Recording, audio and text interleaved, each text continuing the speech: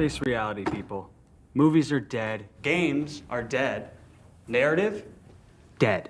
Media is nothing but neural trigger response and viral conditioning. Wait, what are you two talking about?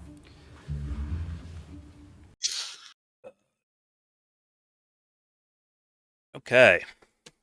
Demon City on Netflix. I personally didn't like it.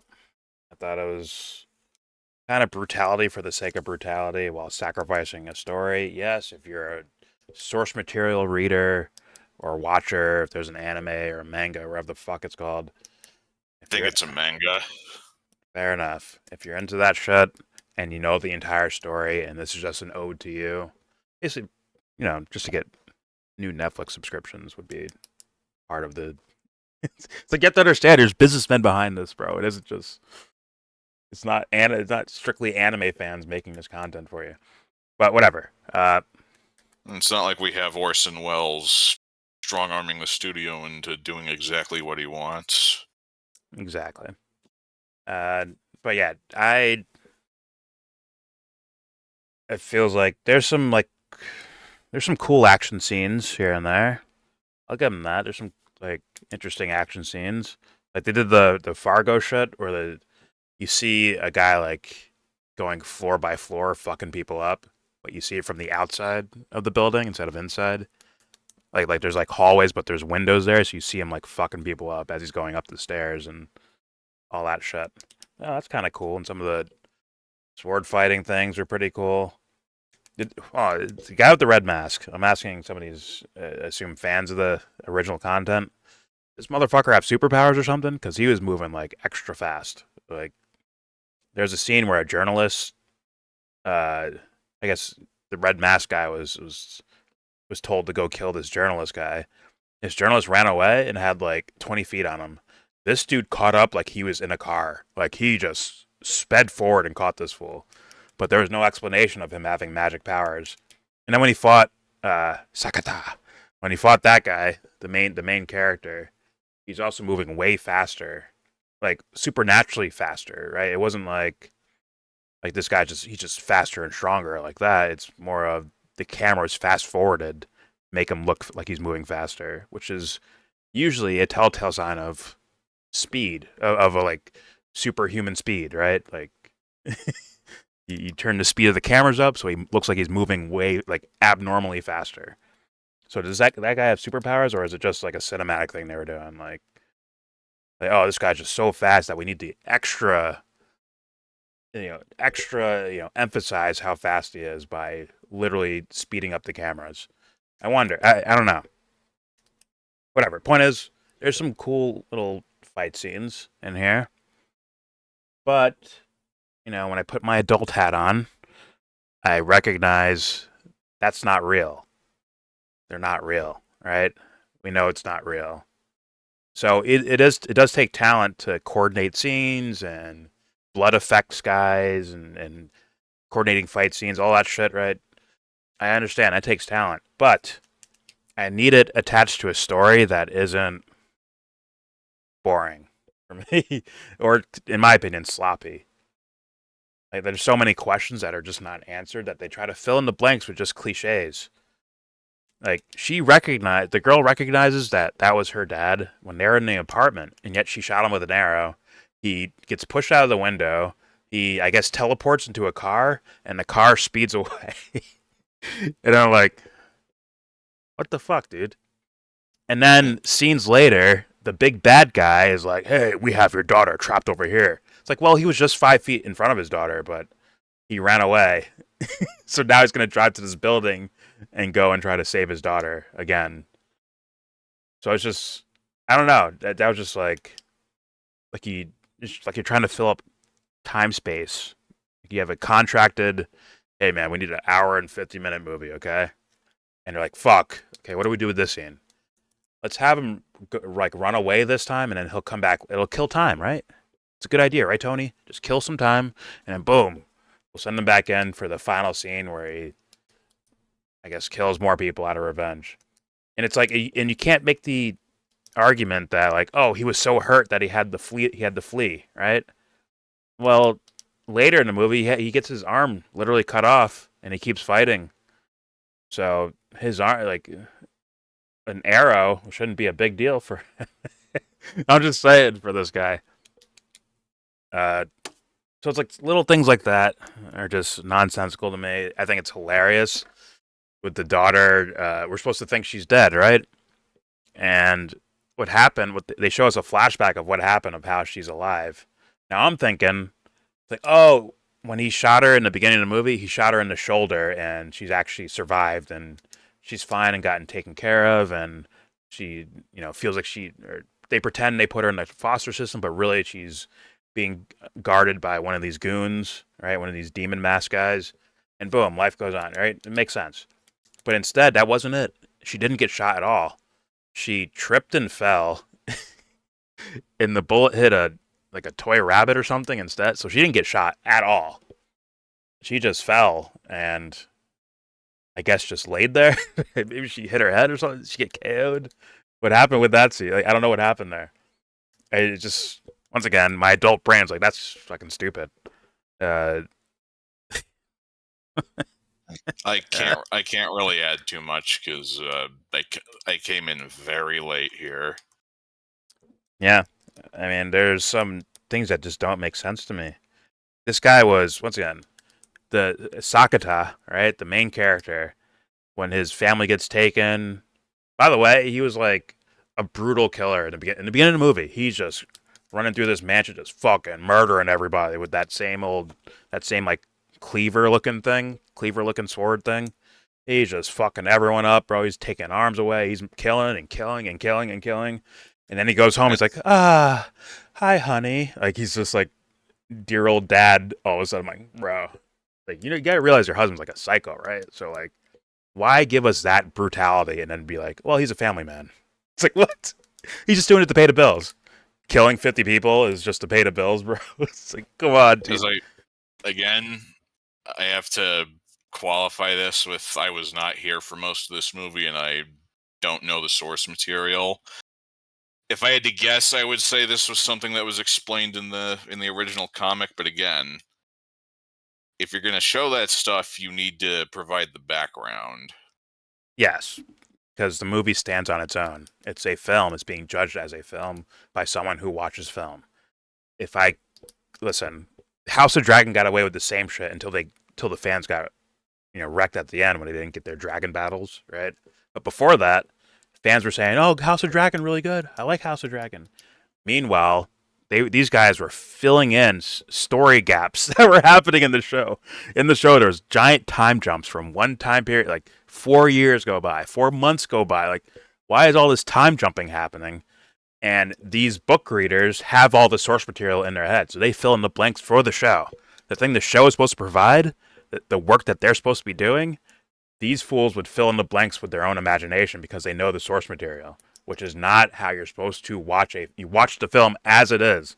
You take the product for as it is, right? A great example of that is Batman. How many times Batman been done by different movie creators? A million times, right? There's a bunch of different adaptations of Batman, but we have to watch them carefully because like, you can't just fill in the blanks for Batman because there's so many different versions that are compared to each other, right? You aren't just filling in the story in your fucking head of why Batman's doing this or why Batman's doing that. If that happens and you downgrade the movie, right? Nolan had to literally build the character kind of from scratch. He had to build him up into the character that we see in the later films. If they skip that part, they're like, well, don't worry about it. It's just Batman. You already know. It's like, no, you have to do some sort of character storytelling thing. Even the Batman with Matt Reeves told somewhat of a story of the Batman guy, like why he is the way he is or whatever. Like, you have to do it. So same thing applies with different types of source material, and they make adaptations for TV shows or movies. Like, the same rules apply, bro. I don't know. It's like, I kept questioning throughout the movie, do these guys have magic powers? But I don't think they do. I think it's just supposed to be a little bit abstract of like how powerful these guys are or what they're able to do. I guess it's like more of in the abstract lane. It's because like this dude's once again, the main character Sakata was shot in the head in the beginning of the movie. He's shot in the head. Now he lives, which is fine, right? He lives. He has to be in a wheelchair and shit. And it's like, oh, okay, this guy got fucked up and he's stuck in a wheelchair. And in his mind, his family died that same night that he got shot. And he's just stuck in he's fucking gone, right? Like he's mentally like just not there. He can't talk. He can't emotionally react. I don't think he reacts to pain. He got like stabbed in the arm with a knife and he didn't even react to it. He's just like, oh, whatever. No words. Right? I'm like, okay. So this guy's like fucked up. He's paralyzed, something. Apparently not. I mean, well, actually, there's this one scene where he rolls over and we see his back. And it's like, oh, he looks like he's like emaciated, right? He's just fucking skinny, like he doesn't eat food and shit like that. Like he's been in a wheelchair for years. And you have to imagine, like it has to be years, because his daughter was like fucking 6 years old in the beginning, and then and then when they go to the present time, she's fucking like 18 or 19 or some shit. So over a decade has passed, right? So and this fool's yes, at least. So this fool's like was in a wheelchair like that for over a decade, and then all of a sudden, when he sees some guy in a mask, he starts getting his strength back, which I guess you could say that is like will and determination. Fine, Adrenaline is a hell of a steroid. sure, but it doesn't get you from I didn't move for 10 years in a wheelchair to I'm not like I think he eats like a it's like a pastry, but it has like meat in the middle of it. What's that shit called? Whatever, some sort of pastry thing, a fucking donut, a meat-filled donut. He eats one of these things, and it's like he's just full strength again. Like he's just walking around like it's no big. Like, dude, what the fuck, dude? Now, I'm sure in the original content, there's some sort of dish I story can there. explain. It's like a meat bun that's pretty common over there. Yeah, but I have to assume in the original content, you're not getting your strength back once that adrenaline wears off. well, you're not doing that like in the real world. You're not doing that even with adrenaline. Sorry, like if you just came from the Holocaust and like not just that in like a wheelchair. Bones. Yes. He showed his back. I was like, bro, this dude's like, there's no muscle here. He's scarred up. He's fucking like he hasn't eaten. His ribs and shit. Okay, yeah. Adrenaline's not gonna get you over that finish line. Sorry to say. Like fools had to carry him to his wheelchair, then take him out of his wheelchair. Then they had to wash this fool and they had to move him around. Like he wasn't moving himself. He wasn't talking himself. He was just staring in a daze. Like they had to feed him. He moved his mouth once when they were feeding him like non-solids. Sounds like he's got a tonic. Like they were feeding him like non-solids with like a little spoon, bro. Like mushy ass oatmeal. And he's like barely eating that. That's barely a step above a feeding tube. Damn. Yeah, so he was wrecked, but then all of a sudden he just gets his strength back, which is gonna happen, right? Because but part of me was thinking like maybe there's magic powers, and that's why he's able to just boom become savage again, like overnight. Not even overnight, like less than overnight, just becomes a savage again and fucks people up. Just shows up. Like showing one scene of him eating a fucking donut is not gonna fucking help me out. Sorry, creators and writers, but I'm sure it works with certain sensibilities. Yeah, it's just little detail. Like the dude didn't look any different than he did from the beginning of the movie. Like, didn't like 12 years go by or some shit, bro? This looks exactly the same. I don't know. It's like little details like that, and it's like, but there's no explanation of magic powers happening, so I have to look at it like they're trying to be like, oh, this is real life. It's a simulation of real life. I'm like, okay. It is what it is. It's just not my shit, bro. I'm a guy who goes for story. Story will win over everything. You could be a campy style movie. You can be a blood, gore, guts everywhere, fucking exploding brains. Ultra violent movie. You could be in the middle. You could be romance. You could be comedy. You could be any story has to be there for me. I can love and like any type of genre of film. It's just the story. There has to be a story there that's interesting, not fucking copyrighted. Not stolen from someone else, plagiarized. Like not that, but like, and not over the top cliche, but something like that's kind of refreshing and kind of a different take on something, an interesting story, an interesting lesson in a story, like things like that is what gets me, regardless of what I'm seeing aesthetically. So, hey, if it's just like pure action, gore, guts thing that you're into, hey, you might like this movie. But me personally, I'm gonna take Jet Li the One. Like, I'll take that 10 million times over this movie, where it's like action, action hero Jet Li, but there's a story to it that I think is interesting and even philosophical, right? I'm taking that all day, every day over this fucking thing, where it's like the story's kind of lacking to me. Sometimes at certain points nonsensical, and then they have some cool action scenes in there. It just is what it is. Hey guys, it's fake regardless. Just saying. Like, I know it's fake, so you might as well bring it to life with a great story. That's what actually brings the action parts to life. When you're sad a character dies because you're immersed in the movie. It's like, oh fuck, that's like a friend died when you watch a certain character you love die. That's the way I watch movies. That's the way I hope other people would watch movies, but hey, if you're into just pure action, once again, I'd rather watch The One. But if you're into pure action, you might like this movie. So those are the only people. Those are the people I'll recommend it to, and obviously fans of the source material.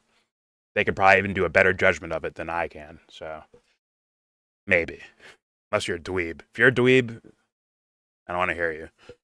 But if you're an actual critical thinker and you're a fan of the source material, please. And not a drinker.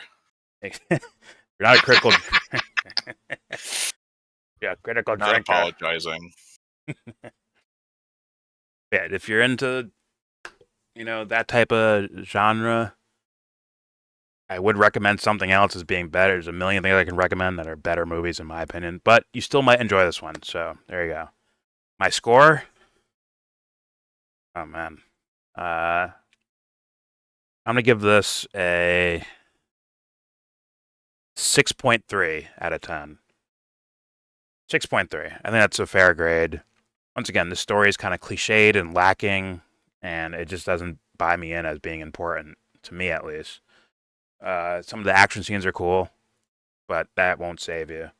It's a below average movie, in my opinion, but could be some sort of cult fan favorite because of the guts and gore and the karate moves and all that shit. So, there you go. There is my review.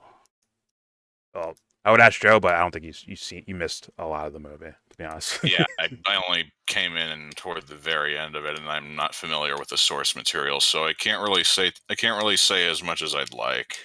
Fair enough. But I'll send you over the link. Pause. But Yeah. all right, there you go. There is my review for Demon City on Netflix now.